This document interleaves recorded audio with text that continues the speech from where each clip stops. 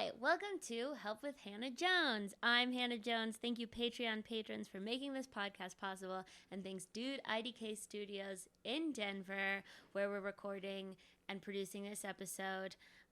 This is a podcast where I answer your questions, Dear Abby style, and I have a guest in the studio today to help me do that. She is a comedian who got her start in Florida, but now Denver gets to call her ours. She's on the road like crazy. It's Morgan Gallo. Hello, it is I, Florida gal. You were just there. Yeah, I was just there. I went back for my first headlining show, which was crazy. Dude, congrats. Thanks, That's awesome. man. Yeah, it was fun. It was so weird because like I knew, obviously I was in Florida for like 2.5 years. Yeah. So I know the crowds, like I know what it's like, but you're also like never prepared for those types of situations. Like, That's what I've heard from all the Florida comics. Yeah, it's wild. Well, especially in the summer, like people are there's a lot of tourists, and then there's the people who are like Floridians that are there all the time. And obviously, you know, summer's a weird season for comedy anyway. Yeah. But yeah, it was really fun. It was crazy. Do you prefer a tourist audience or a real Floridian audience? Oh God, that's a hard question. I honestly, when I'm in Florida, I prefer a Floridian audience because a lot of the time they're more comfortable. Yeah. Like they're in their element, they're in their flip-flops, they don't care. But the tourists are very much like, oh, we're going out, like we're in Florida, we should go do something, let's go to a comedy show. And they're a little more like standoffish almost. That's so true. If I think about being a tourist, you're like so tired all the Yeah. time. I'm so bad at traveling because realistically what I like to do when I travel is like lay down all the time. Yeah, you don't want to go do stuff all day. I feel so pressured to do activities. Yeah. And especially if you're in Florida, it's like do as the Floridians do and fucking day drink, you know? Yeah, and like go to the beach all day and get sunburned and go surfing and then go to a and show drunk and at yeah. 1 p.m. means I am Ugh. deceased at 8 p.m. There's no Yeah. way in hell. And they're going to rally at like 12 to go clubbing. Oh, absolutely. But they're not going to Absolutely. rally for the fucking comedy show. Yeah, no. And it's funny because the clubs aren't even clubs. They're just like marinas. They're just like, let's go hang out by all the boats and go my party God. on people's boats. Oh my God. Yeah. To be a Floridian. To be a Floridian. To no be longer. in Miami 10. Oh my God. See, Miami though is like a whole nother country. Really? It's like not part of Florida, yeah. You feel it as you're driving down 95, which is the highway that goes straight down the coastline. Mm-hmm. You feel it go from like country bumpkin to like classic 80s Hispanic just pumping like disco music. Like it turns into a whole new reality. I have been weirdly a Miami truther. What does that mean? I love Miami so much. I've been a few times. I've also been to Fort Lauderdale, which I went to Fort Lauderdale because this person I knew in college had a family who lived in Fort Lauderdale and like had a yacht and stuff. And so he was like, fun. you can come down for spring break. Turns out Fort Lauderdale is ultimately like a lot of like rich, uncomfortable people. It's not as fun as you think it would be. Yeah. And then they're like, we don't want these gross kids on our yacht. What Yeah, the fuck? no, Fort Lauderdale is like where you move after you turn like 40 and you're Yeah. ready to like get out of the lifestyle. No, but I love Miami. It's, Really? It's accessible through public transit. It's like a really cheap vacation. It's a fun vacation. The beach is nicer. Miami is like what you think you're gonna get if you take a vacation to LA. But when you take a vacation to LA, you're like, oh wait, everything's like 5 hours from each other. The beach sucks because beaches Yeah, in it's California are not yeah. worth going to. But like Miami is like all of the things you want it to be. It's so It's funny that you fun. say it's cheap because everyone complains that it's so expensive. Okay, well, everyone is having like a different. I'm not like going clubbing and getting bottles, which I'm sure is like very Yeah, expensive. that's like but if the you just want to Miami like thing. eat for cheap, go to some bars and get some Yeah. like cheap drinks as like a college kid vibe, it's Yeah, so that's fun probably and easy. more the fun vibe. I feel like every time I've been in Miami, I have family down there. So when I go, like they take me to these places that are like it's just like opulence like everywhere. Oh, Like yeah, it's see, I've never it's done that. always yeah, and it's like really tiny entrees and like really like watered down drinks for $15, and it's like It's just fun so if you're weird. there for the vibe. But It's weird to go for that vibe in Miami, because to Yeah. me, Miami is like fun in a more trashy way. That is so funny. That is so the opposite of like what everyone else, especially in Florida, thinks. Really? Like so many Floridians are like, they don't like Miami because it is so otherworldly, which is really just them masking like their racism and weirdness. But Yeah. it's like they go and they are overwhelmed by the traffic and the like culture and how everything is just like everything the is New on a York of later Miami. it's on a later timeline. Everything starts at like 11 p.m. No one's eaten dinner before like 9 p.m. No, you know what I mean? Like Yeah. it's just a totally different vibe. Wow. Yeah. That's so Why are we weird. talking about Miami again? Because of Florida. 'Cause of Because I love Florida. Miami. Florida's weird. I did a show in Williston, Florida, so that was really Wow. cool. I literally did a show on the side of like a rural highway. Outside? No, like it was in a veterans post, but it's like a Oh. building, I kid you not, like dirt parking lot on the side of a highway. Like it was Jesus Christ. wild. Yeah, so that's my Florida You're experience. your own kind of veteran. Exactly, yes. You need a Purple Heart for that fucking Someone should thank me show. for my service, for sure. Literally. We thank you. Thank you. I appreciate it. I had the most insanely frustrating day today. So on Really? Friday, I am going to North Carolina. I'm going to do a show, and then I'm going to hang out with my family for like our Cool. annual week at the beach. Rich kid alert. With like my nieces and nephews and stuff. So it's really fun. But today, I had noticed I was like getting some emails about my flights, but I just like hadn't really had time to look at them. Today, I finally have time to look at them. Oh, And it's like, no. you know, when they like change your flight time by like 5 minutes and you're like, I don't care. Yeah. But they kept changing my flight time by 5 minutes, like 3 different times, or like it had to be more than 3, because when I logged on today, I realized that my layover in Atlanta had shrunk to 45 minutes. Oh shit. Yeah, which a 45-minute layover in Atlanta is like a surprise. You have a 30-second layover in an Yeah. airport the size of your hometown. Yeah, exactly. That's very stressful. So I am like, this has to be wrong. I look it up online, and to change my flight would be like $300. Oh, no. So then I call, and I'm like, hey, you guys messed up.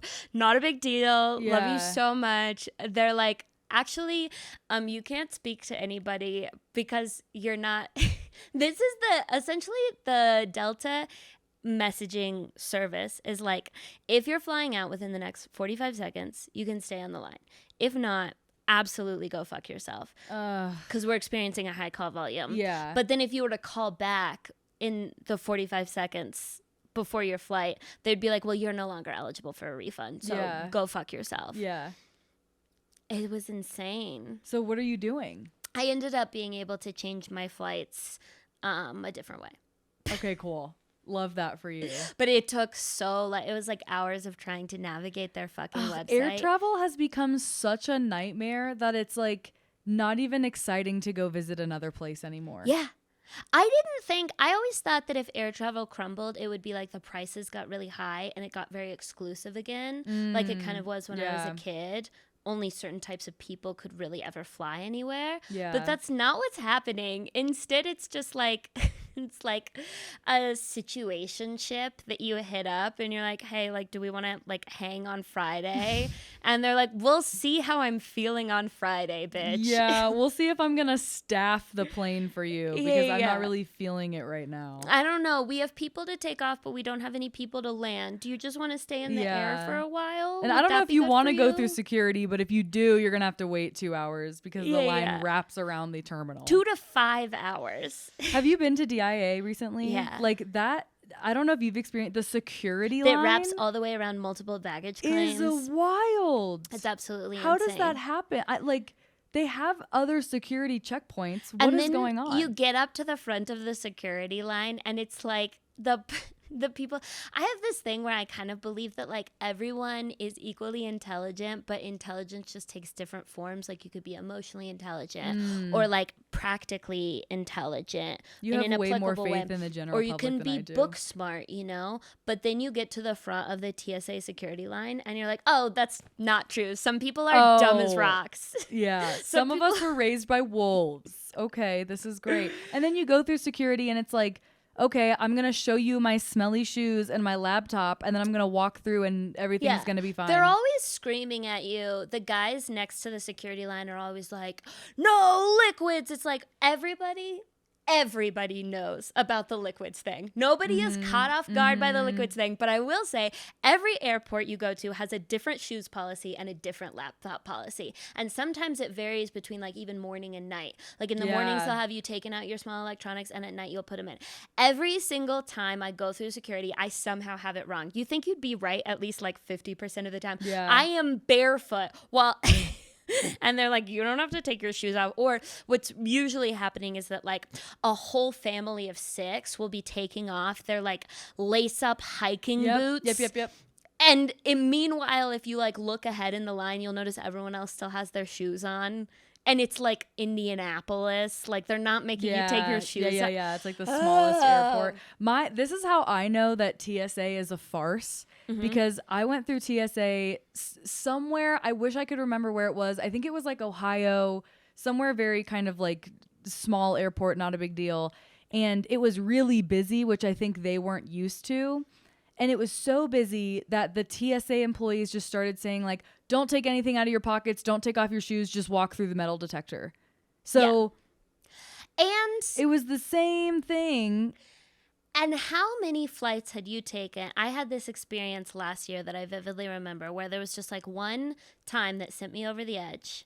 I was like, I have gone through this horrible process so many times. It was because they like called they took my bag out for a special check, but then like wouldn't check it. They just like put it on another table where someone was supposed to check it, but that person was like on break or something. Oh my God. So it was just sitting on another table for half an hour. And I think to myself, and I'm like, at this point, this exact moment, 100 terrible trips through TSA, I would rather die in 9/11. Oh my God. Promise you another 9/11 would be easier than the collective suffering we've all experienced from this. Exactly. And also like I've never really like noticed anyone working at TSA that is like passionate about their job. You know what I mean? Correct. Like, no, I don't think any of them actually give a shit either. No. They're just like, okay, I have to follow these regulations. Like, I know that this lady's peanut butter sandwich in her purse isn't going to blow up the airport, but I got to check it. You know what I mean? Like, none of them are particularly like keen on protecting the country. It's really just like, hey, it's good pay and I get to wear this cool blue shirt. Because the thing is that the people who want to really step up and make sure people are safe are fucking teachers and nurses. Yeah. And the people who think that they will have power and that's appealing to them are cops and TSA agents. Oof. Like, oof. You don't join the army because you really want to protect people. You join it because free college. Yeah. If you really want to protect people, especially if you want to protect them on the front lines from guns, be a teacher, dude. Dude, this is... You will see more battle as a teacher than the average E3 right now. Absolutely. I'm being so flamboyant. Like, what do you call it? Flippant? Not flippant. I mean, I am being flippant. But like, what do you call it when you're like, provocative? Oh, I'm a provocateur in I this like podcast, it, though. apparently. I like it. Okay, are we ready to get into questions? Yes, I'm so ready. I listen to this podcast every week, and I'm like, I can't wait to answer these stupid questions. Thank you so much. You guys should know that Morgan is the editor of the podcast. Yeah. But that was very flattering. I love it, though. It's so funny. Okay, before we get into questions, first of all, I have shows coming up. If you live in the Bay Area, Oakland, San Francisco, I am headlining there September 21st. I'm partnering with an independent venue. So my feature is someone I picked. The host is going to be someone I picked. It is going to be a really fucking fun show. It's at a brewery. Okay, I recommend getting there 7:45-ish, getting your seats, getting your order in. Show is at 8 p.m. Link is absolutely everywhere. There's no way you could have missed it.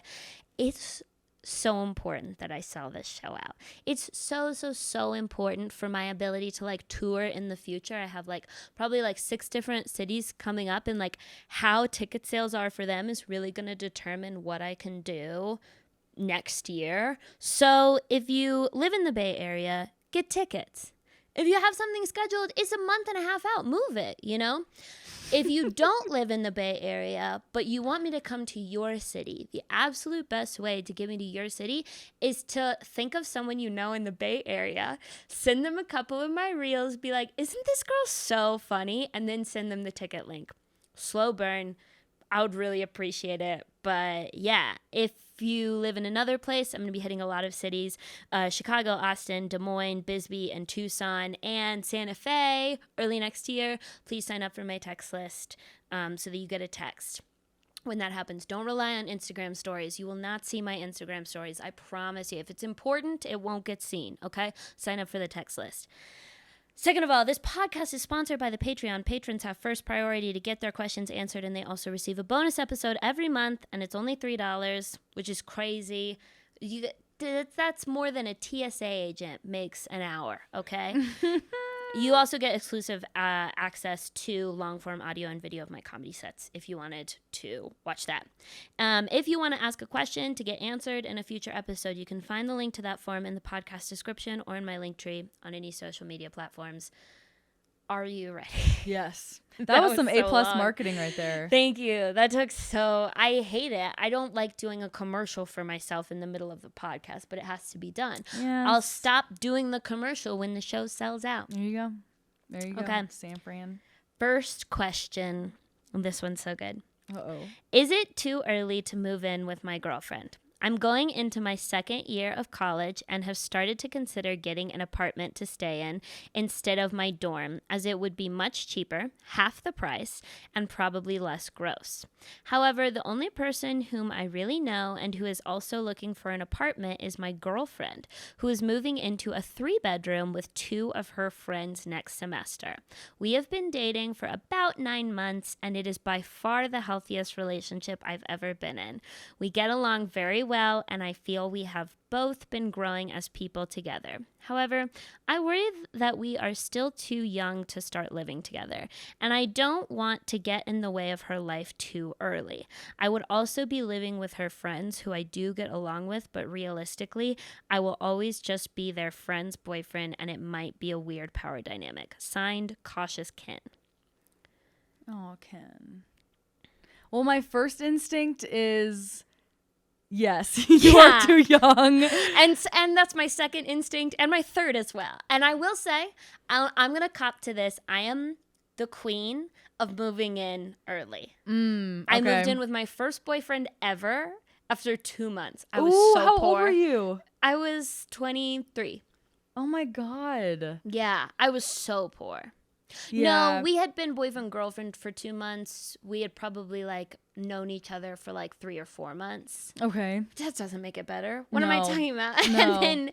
And then we broke up 6 months into the lease, and it was kind of a hassle.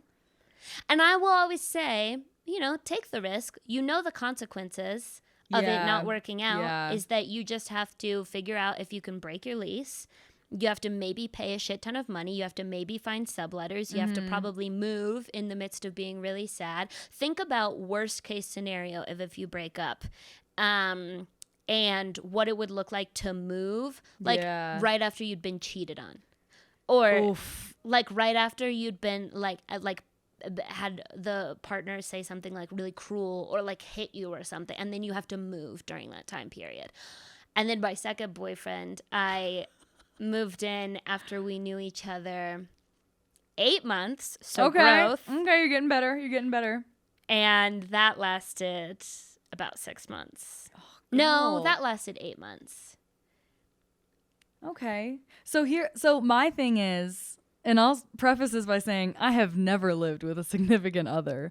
So I am not in any position to be like telling you exactly what to do. However, the thing that I always think about is like, it's not necessarily about how young you are. It's more necessarily about like, what do you think your future is going to look like? And what is your like what boundaries have you already set with this person? So like my thing is, if I'm going to move in with somebody, I'm definitely not going to move in with them and their two friends, because here's the thing. The boyfriend will automatically be the girlfriend's like confidant in things. Like, let's say she gets in a fight with her other two roommates or other friends, right? She's going to him, they're talking, they're having pillow talk at night. You know, maybe he like gets riled up and he's like, I'm gonna say something, right? Or opposite, where they're having a fight, right? And then she's in this apartment with two other women who are gonna be like, yeah, fuck that guy, like whatever. So it's like, if you're gonna move in with someone, I really think that you should be doing it in your own space, especially if you're already in a healthy relationship. Like, it might be healthy because of the circumstances you have right now, but it could very quickly turn unhealthy. Yeah, I guarantee you there's a 100% chance this is how that conversation went. Hi guys. Oh my god. So I know we talked about living together. My boyfriend's actually looking for a place too. And he could just, I mean, he would just stay in my room. And then the other two girls are like, well, yeah, I mean, yeah, he's sure. nice.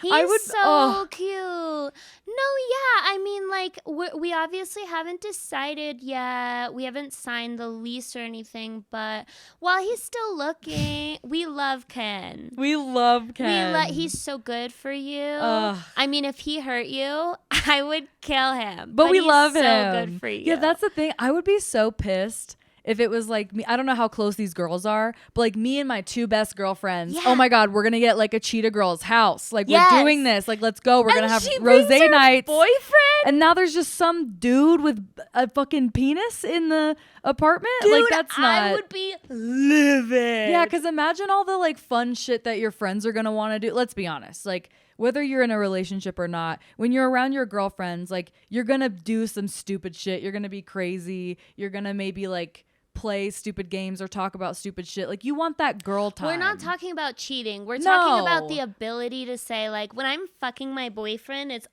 always missionary, or I don't know. Yeah, like, or just talking about, like, that's just a human thing. It's the same way guys talk shit. Like, I would be so annoyed if I was like, okay, guys, we're going to do face masks and, like, paint our nails tonight. And then Ken comes out and he's like, what about me?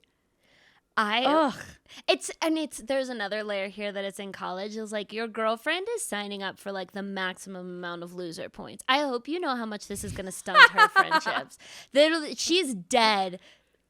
She's excommunicated from the church of being a girl in college. I swear. And as a girl who went to college, this is social suicide, because it's already a fair bit of loser points to have a boyfriend in college, because you don't. So much of the college experience is like experimenting and being single, and like any night anything could happen. Clinic. Yeah, totally. But if you have a boyfriend, your life is a little bit more predictable, and a lot of your time is spoken for. If you live with a boyfriend, also they're sophomores, they're going into their so they must be like what, 20? Oh, so 21 maybe. Oh my god, that's so young too. No, you're right, they're going into sophomore year. They can't even drink yet. You can't even go to the bar. You have to, I'm sorry, you have to be, you don't even have to be single, but you have to live in a comfortable place that like you're gonna stumble home, you know, when you're 21 years old, to go to and just like be with your friends. You don't want to stumble home to your boyfriend and he's like, what were you doing? What'd you drink tonight? Who are you with tonight? No. Yeah, God forbid one of you has a more bustling social life than the other. Yeah. That's the other thing too. Like, because here's the thing, girls, when they go out to party in college for like a night out, a lot of times it's girl only events. It's like girl pre-games, and then you're going to ladies night at a bar, or you're going to a frat where only women are let in. You can't be going out with your dude every weekend night. Yeah. So what, is she going to like stay home with you, or are you going to be weird and stay home and like... Yeah, I just don't see... Plus I feel like, I don't know, I guess, I know I said earlier it doesn't really have anything to do with how young you are, because if you've been together 9 months, like, that's still a valid relationship. But I do think that, like, at that age, I had a boyfriend when I was 20, 21, and he was 20. And we were, like, we didn't go to college. I was in college, and we were on the same dance team. So we were rehearsing Whoa. together like 3-4 times a week and hanging out together. And like on top of that, like doing relationship stuff. And it was kind of a lot because at that age, like you don't really know who you are. You're trying to like, you may not even know what your fucking major is or what your degree is going to end up being in. Yeah. So it's like a really big commitment to then say, hey, I want to do dishes with you. Or like, I want to clean bed sheets with you. Or like, God forbid, what if her roommates brings home a crazy person and they're like, you know what I mean? Like there's a lot of dynamics going on. Let me illustrate this. She is a 20-year-old girl who's about to move in with 2 other 20-year-old girls. Odds are, and these are handy, I would put $100 on this. At the end of this year, she will be friends with one of them. Yep. Or neither of them, and they'll be friends with each other. And that's a bigger problem. Yep. If you move in, it's probably going to be that. But most likely she will lose one of these friendships in the next 1 to 2 years. And how long have they been friends? Probably since first day freshman year, so probably 12 months. You guys have been together for 9 months. Math. And you guys have to fuck. Yeah, yeah. She can keep her friends and fuck whoever she wants. You guys, if she keeps you, she can only fuck you. Do you understand how much less likely it is that you are the relationship that continues than these girls, because it's so much more complicated and so much more work? And she's not even going to last in these friendships with these girls. I mean, she could be. It's rare, but it would be awesome. There's definitely cases, but I would say like probably 2/3 of random groups of 3 girls who room together sophomore year, 2/3 of them, you're not going to be friends with both of those girls anymore. Every time I've been in a friend group of 3 girls, we are not friends after like 6 months. There's not one girl that I'm still friends with today that originally started out as like a threesome. It's always like we always end up hating each other somehow. Every threesome was like a foursome and someone moved away. Yep. But also the other thing too is like, if you don't move in now, like you still have so much of your relationship to enjoy and figure out. And then what if a year from now, 2 years from now, you do want to move in together? You still have that option. But if you move in now, you're taking a little bit more risk, because not only is the relationship still relatively new, but you're also putting your relationship up to this contest between you and 2 other girls who, it sounds like he may not know them that well. Obviously, if they're friends with his girlfriend, like he says that he's always going to be with them well, but they just think of him as their friend's boyfriend. Right. So they're not going to like go to bat for him. You know what I mean? Like, what if they're never going to defend him if something's going on in the apartment, maybe someone's not doing their chore, maybe someone's being disrespectful. No one is ever going to defend him. Every single one of my friends' boyfriends thinks we get along really well. Yeah. That's very true. And you're like, maybe 1/3 of them. And I'd put money on maybe 1/3 of them. Yeah, that's so true. I'm not out here being like, I hate you and I want you to know it. I'm like, you know what? Chances are 5 months down the road, it's not going to be an issue anymore. Yeah. Her 2 friends are looking at you like, temporary inconvenience, because it's college. And it's possible you guys last. Yeah, it's just like a lot. I can't imagine how those 2 girls must feel if they haven't already been told about the situation. Like, I would immediately back out. Like, if I was moving in and they were like, hey, I'm bringing my boyfriend, I'd be like, I'm good. Like, that's not the vibe I want. The only time that a situation like this that I've thought about it is when I was insanely broke. So it kind of sounds like you're maybe insanely broke because you're so motivated by how much cheaper it is. The probably less gross thing is it's, I guess in my mind it's implying that like you think the girls are gonna clean up after you. Oh God. But yeah, if your main reason to move into someone is because of how cheap it's going to be, just know that relationship is now primarily a business partnership. I think we beat that one to death. Okay. I think that one was good. Hopefully Cautious Ken is doing okay. Yeah, good luck with college. You sound great.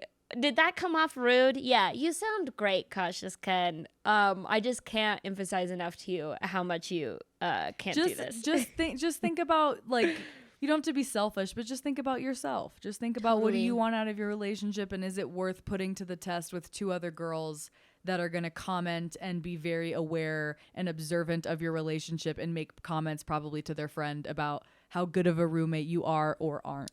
Also, college is one of those times where moving in with some random roommates, like if you were to go on Craigslist and find some random dudes who wanted to save a little extra money, like they found a 3-bedroom they love, but it's only 2 dudes, you stand the chance to, I know you said you don't know anyone looking for an apartment, but like if you met someone via moving in with them, you stand a chance to make some really great friends out of the situation. And if they end up sucking, at least it's not an emotionally complicated relationship. It's just like my 2 roommates suck, but we were never friends to begin with. So that's very much a zero-sum thing where it's like worst case scenario, it just feels like you're living alone basically. Maybe they have some annoying habits, but same with a dorm because you're in close quarters. But best case scenario, you come out with 2 best guy friends. And you can always, I'm sure you can always like sleep over at your girlfriend's place. Like that would not be a problem. Like once in a while you get to go over there. Maybe the other 2 girls are out somewhere else or they go or whatever. Totally. It's not the end of the world. Okay. Good luck, Cautious Ken. Good luck. Second question. I moved to LA for a job and I think it was a mistake. I signed a year lease and spent a lot of money moving here. So I have a sunk cost fallacy situation. This is pretty cringe, but this whole experience kind of makes me want to move back to my hometown. Should I keep trying and stick out my lease, or should I look into other options? Signed, Recovering Vegan. How long have they been there? Did they say? No. Gosh, hopefully it's not like a month. Yeah, if it's early on, then don't make any decision. I mean, I would say stick out your lease. Yeah, I have a very good life experience that goes very well with this. So when I graduated college, I went to CU Boulder. I got a job in Colorado Springs, which is, depending on where you fall on like your spectrum of like how much you value like outdoorsy shit, culture, like it can be a very fun place to live, it can be a very bad place to live. For me, I hated it because I was at a job that was underpaying me, expecting me to do a lot of work. They paid me so little that I could barely pay my rent, and I couldn't even get them to acknowledge the fact that like they weren't paying me a living wage. So I was very much in that situation of like, I got to go somewhere else. But what I did was like, I just spent that time really like beefing up my resume so that when I had the opportunity to leave, I could get a better job. And I stuck it out, and I decided that I would like take advantage of what there was to enjoy. So I like started doing like, I actually went to go see my very first comedy show when I was down there at Looney's. And I was young. I was like 22 when I lived there. And then I would go on hikes. Like I hated my job and I hated being there, but I tried to make the best of it because I knew that it wasn't possible for me to just be there for 2 months and then just like skedaddle, and like I had to figure out a way to do it. So I would say do your best to like stick it out and maybe just do like random shit. Like go for a walk on the beach on a random day, like maybe join one of those like meetup groups. Like you never know what's going to happen. So if you know that you're not going to be there in a year, I would just say like just live like you're never going to be there again. Dude, yeah. So absolutely stick out your lease because you can do anything for a year. Mm-hmm. And I would say the live like you're never going to be there again is such good advice. I think a lot of the reason why you might hate LA is because you're not finding community. Because I feel like that's the main thing that is like whether you love a place or not. It's just whether you happen to meet your people relatively easily. Yeah. And if that's not happening to you in LA, first of all, that doesn't speak to your value as a person at all. But it does free you up to a certain degree if you're leaving in a year and you're never going to see any of these people again. Be super brave and be super bold, and spend your time setting yourself up well for when you move back, like Morgan said. Should I keep trying and stick out my lease? Absolutely. It kind of makes you want to move back to your hometown. That's great. I do think that like our generation was like weirdly pressured into, or it was just so weirdly normalized to move like super fucking far away from your hometown because like staying in your hometown is lame and anybody cool moves super far away. Yeah. And that's so dumb because your most valuable, I mean, the number one predictor of human happiness is like the connections that you have, the strength of them, how long they last. So being in a place where you already know people is generally better and easier.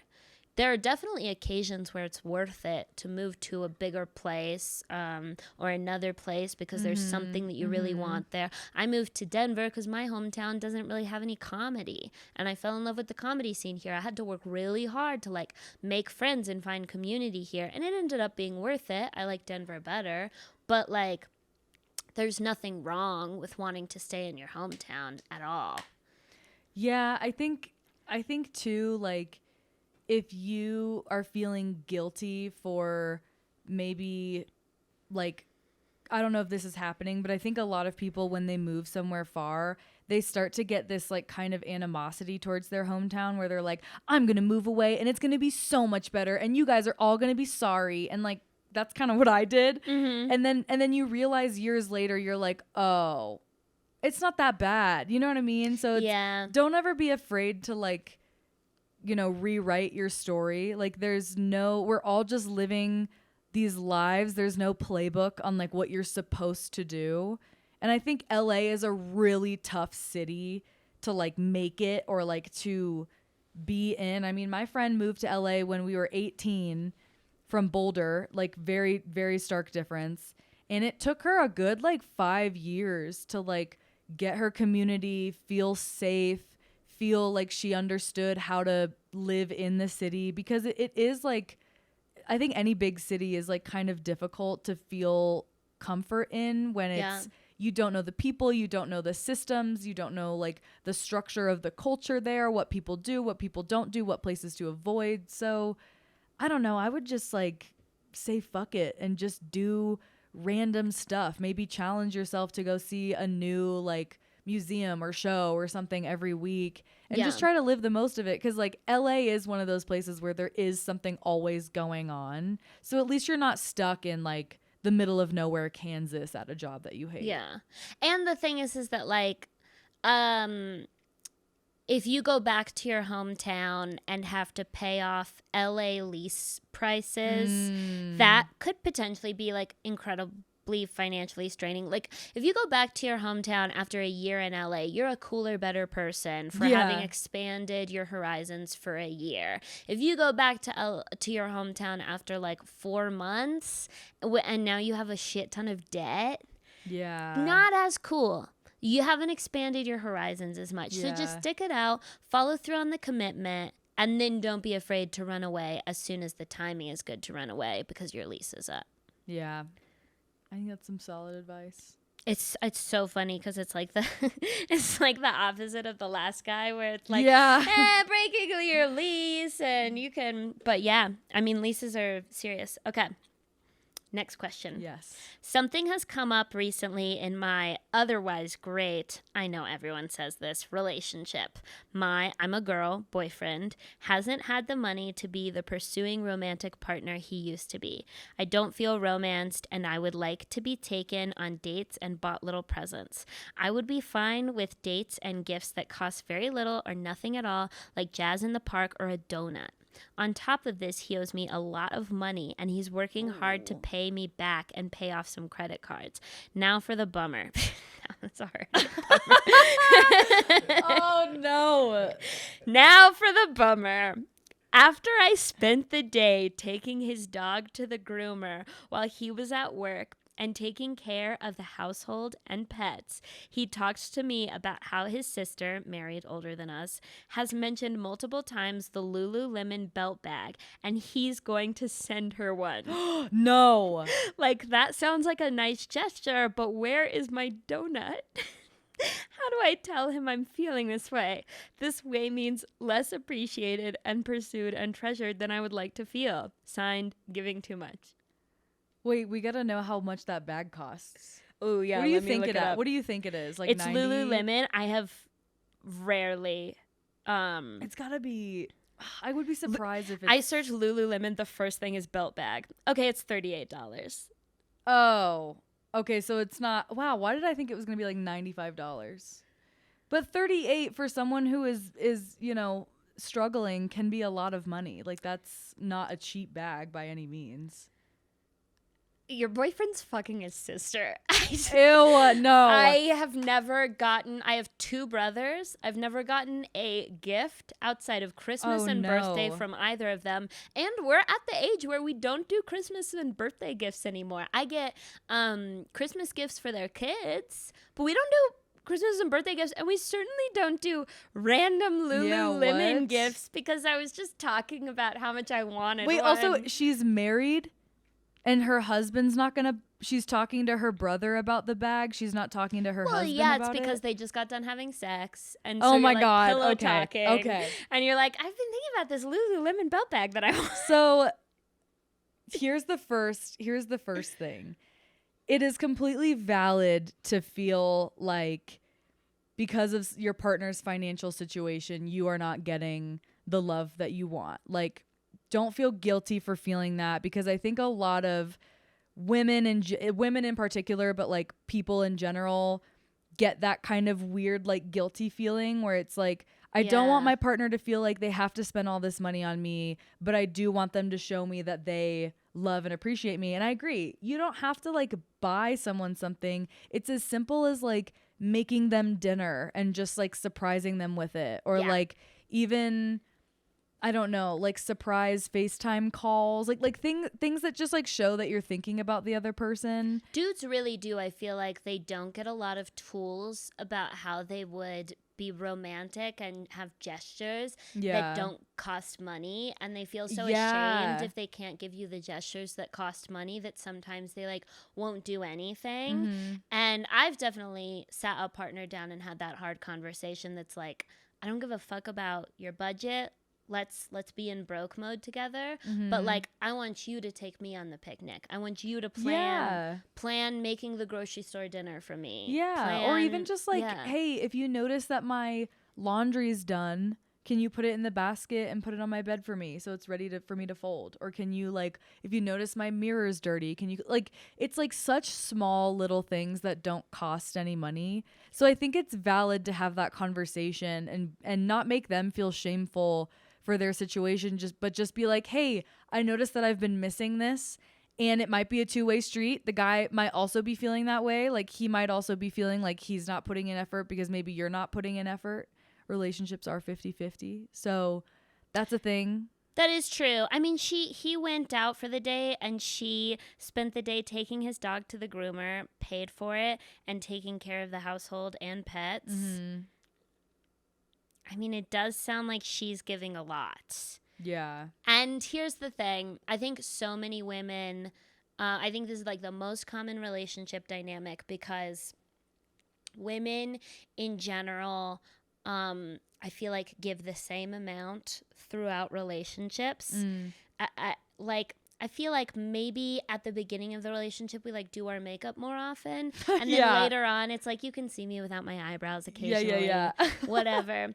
But I feel like men are kind of socialized, because they'll talk about this openly, that like they give a level of effort at the beginning of the relationship that wins them the girl, and that they never planned to sustain.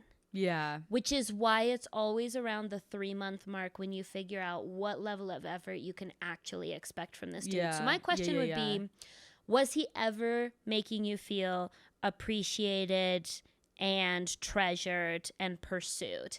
And when did those feelings go away? If he was making you feel appreciated and treasured and pursued for the first year and a half of your relationship, and then all of a sudden something changed, my biggest question would be, what changed? Right. And then that's the entry point for your conversation. Hey, this thing changed, and I know you're going through such a hard time, but I wonder if you noticed that an auxiliary effect of it changing is that I don't feel romanced or pursued or treasured anymore. I don't feel like you do little stuff for me. and like give him some ideas of like the low cost, like Jazz in the Park or Donut are like great ideas. Yeah. Give him those, and then give him 1 month. Yeah. Just say that To it's exhibit important it. to you. Don't say this is an ultimatum. Mhm. Don't say I'm considering breaking up with you. Just say it's really important to me. I really don't feel appreciated by you. And these things would make me feel so appreciated. Yeah. And he might get a little defensive. That's like a pretty normal thing. If he gets super defensive, that's so annoying. Drop him. But if he gets a little defensive, whatever, get over it. Let a month go by. Has his behavior changed significantly now that he understands how you're feeling? If it has not, relationship's over, dude. Yeah, I think too, a lot of like, I don't know, I feel like relationships can be tough sometimes because you might be thinking something for so long and so often that you almost think the other person knows what you're talking about when you bring it up, because you're like, it makes so much sense to you. It's been in your head for like so clearly for so long, but he may not like have any idea that you are feeling frustrated or don't feel loved, because to him, he's like, I'm broke. I'm living my life. I go home to my girlfriend. Maybe we kiss and say goodnight. Maybe you're intimate. Maybe you're not. Like, he may not be aware of the fact that you're feeling this way, because a lot of the time, like, that's just how relationships are. None of us are mind readers. So it's like, yeah, you might have to just explicitly be like, hey, I feel like I'm not loved enough and I love you a lot and I want to like work on this. Also, a lot of times gestures don't mean as much to guys because they're not socialized for gestures to like feel important. But for us, we're socialized so that you like grow up thinking that if a guy's not giving you those like little gestures, it's because you're like actually disgusting.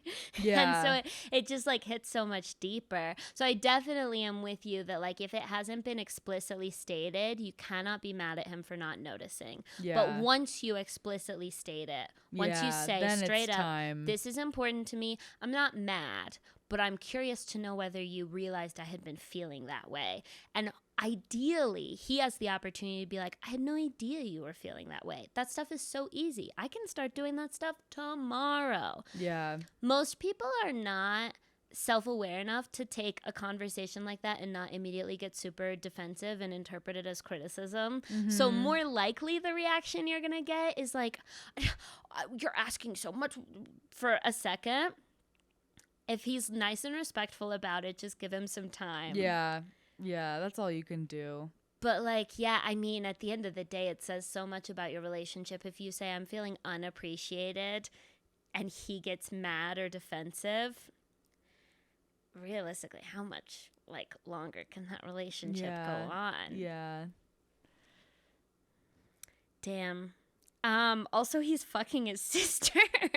That so truly sorry. to me is so wild, because like I don't know if it necessarily has anything to do with like your relationship. I personally just find it very odd that she's going to her brother and talking about this Lululemon bag. What if the sister is telling the brother that because she secretly wants the brother to tell the husband so that the husband buys it for like Or what if she's trying to get the brother to buy it for the girlfriend who wrote in?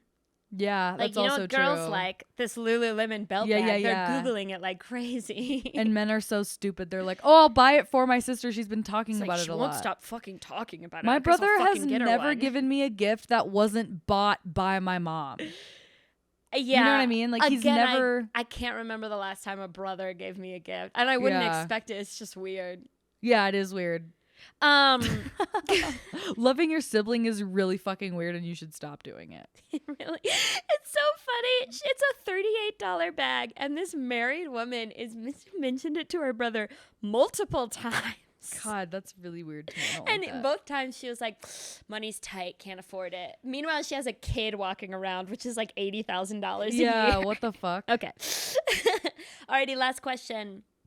You know what? Actually, that is probably the amount of time. We are all out of time. Thank you so much for. If you want another question, tune in next time. Thank you so much for tuning in. Morgan, where can people find you? Oh my gosh. Morgan Gallo comedy online everywhere. I have some tour dates coming up. So at the end of September, I'll be in Milwaukee, and then I'll be San Diego, LA, San Francisco, Tacoma. I'm going on tour with Morgan J, so I'm really excited. I'll be in like 20 something cities until the end of November. So it's going to be crazy. Fuck yeah. Yeah. And you can find everything that is happening to me at Hannah Jones Cool in my link tree, and sign up for the Patreon if you want the Patreon. Okay, bye. Bye.